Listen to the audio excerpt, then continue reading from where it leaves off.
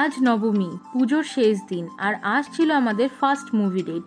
কিন্তু জুলির বাড়ি পৌঁছাতে না পৌঁছাতেই ঝমঝমিয়ে বৃষ্টি নেমে গেছে। মনটা খুব খারাপ হয়ে গেছিল যে আদেও কি আমরা পৌঁছাতে পারবো, কারণ ফার্স্ট টাইম আমি নন্দন যাচ্ছি। এর আগে আমি কখনো নন্দনে আসিনি। ভেবেছিলাম গিয়ে অনেক ফটো ক্লিক করব, কিন্তু যেতে যেতেই সন্ধে নেমে গেছে। তবে বৃষ্টি যে থেমেছে এই রক্ষে। তুমি কেন নিয়ে আসোনি আগে? আমি তোমাকে আসতেই বলি, তুমি আসতে চাও না। আজকেও সে বলো যে মুভি দেখবো না, করবো না, দেখো কত সুন্দর জায়গায় নিয়ে। ইনি তো এসেছে এখানে শুধু আমাদের ব্যাগগুলো বইতে আর আমাদেরকে নিয়ে আসার জন্য, আর আমরা গিয়েছিলাম ছবি তুলতে। ছবি তুলে এসে দেখি এন্ট্রির জন্য একটা লম্বা লাইন পড়ে গেছে।